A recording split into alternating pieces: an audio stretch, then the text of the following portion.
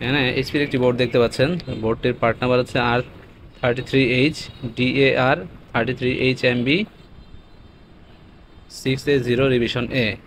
তো বোর্ডটির প্রবলেম হচ্ছে no power অবস্থায় আছে। তো আমরা যখন বোর্ডটিতে ডিসি মিটার রিডিং অন করি 99, 100 প্লাস, 107, 94, 30 মিলি সেকেন্ডে 100 প্লাস রিডিং দেখাচ্ছে। এবং আমরা যদি পাওয়ারটা দেই, ডিসি রিডিং অন করে রাখি, মিটারটি অন করে রাখি, তাহলে অ্যাম্পিয়ার 20 থেকে 21 এর মধ্যে আছে। তো আমরা এর মানে হচ্ছে যে অনেক সময় এটা বায়োস ব্যাটারি ডাউন হইলেও এরকম হয়, অথবা বোর্ড শর্ট হইলেও এরকম হয়ে থাকে। তো আমরা এখানে প্রাথমিক অবস্থায় যেটা পাইলাম সেটা হচ্ছে যে আমাদের বায়োস ব্যাটারি যেটা আছে এটা টোটালি লো অবস্থায় আছে।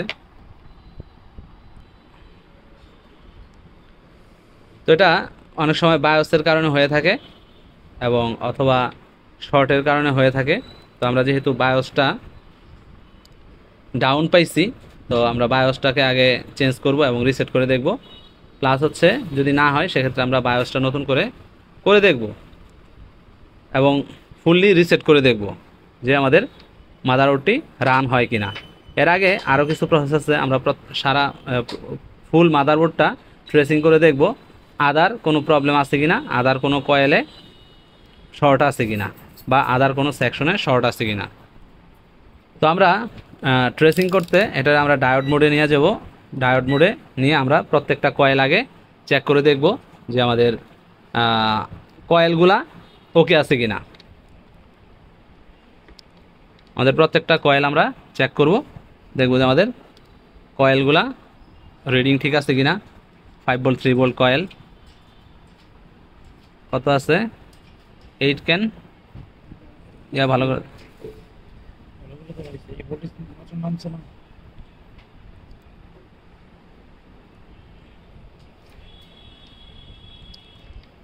একটা গ্রাউন্ড ভালো করে ধরতে হইব। গ্রাউন্ড আছে কিনা দেখো। অলরেডি আমরা এখানে একটা শর্ট পেয়ে গেছি। এই যে এখানে মসফেট এটা ফুটে গেছে অলরেডি, দেখতে পাচ্ছি। আমরা যখন মাপতে গেছি তখনই আমাদের চোখে পড়ছে যে আমরা একটা মসফেট ফুটা আছে, তার মানে এইখানে শর্ট আছে।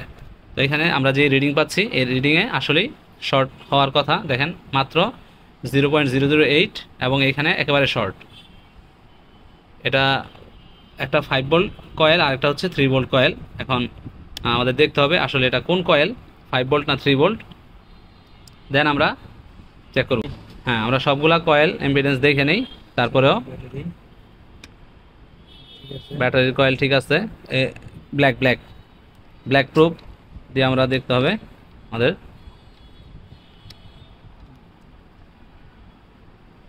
ওকে 173, ওকে নো প্রবলেম।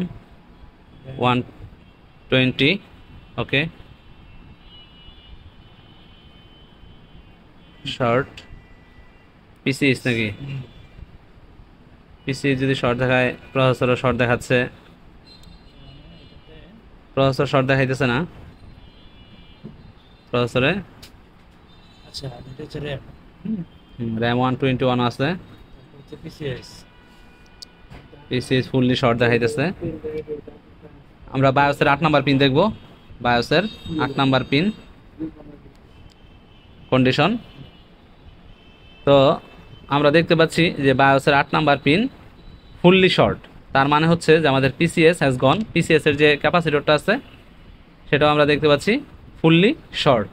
তার মানে আমাদের এইখানের যে কয়েলটা শর্ট হয়েছে সেটা হচ্ছে 3 ভোল্টের কয়েল।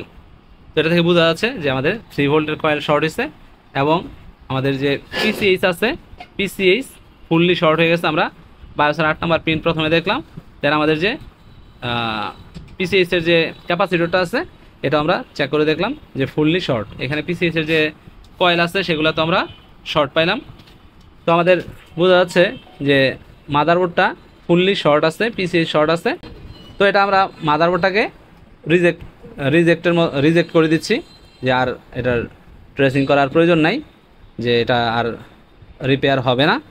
তো এই ধরনের আমরা এটা আর কাজ করব না, যতটুকু দেখছি এতটুকু আর কাজ করার মতো কিছু নাই।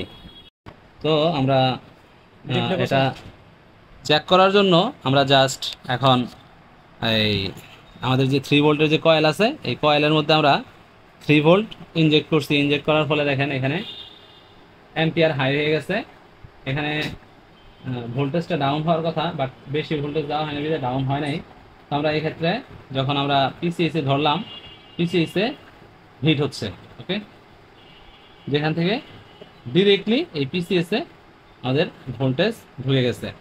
তো এই ক্ষেত্রে অনেক সময় দেখা যায় যে যদি এই পিসিএস হিট না হয়, সেক্ষেত্রে আয়ও যায় থাকে, এবং আয়ও প্রবলেম সলভ করলে অনেক সময় আমাদের এই প্রবলেম সলভ হয়ে যায়। বাট এটা যেহেতু সরাসরি আয়তে এই পিসিএসে ঢুকে পড়ছে, শর্টটা দেখেন আমাদের নর্মাল টেম্পারেচার হচ্ছে 27, 28.1, 20 বা 26.4, বাট আমাদের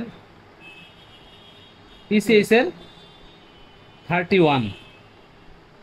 এবং এখানে প্রসেসরের উপরে যদি আমরা ধরি, সেখানেও কিন্তু না, প্রসেসরের উপরে তেমন একটা ইফেক্ট নাই, বাট আমাদের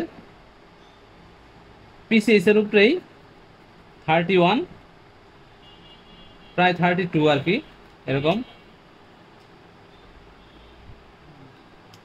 কোথায় 26 আর কোথায় 32, 32 হয়ে গেছে অলরেডি, মানে হিট হচ্ছে, কন্টিনিউয়াসলি হিট হচ্ছে। তার মানে এটা হচ্ছে রিপেয়ার অযোগ্য, এবং এটা আমরা আপাতত বাদ দিচ্ছি। ধন্যবাদ।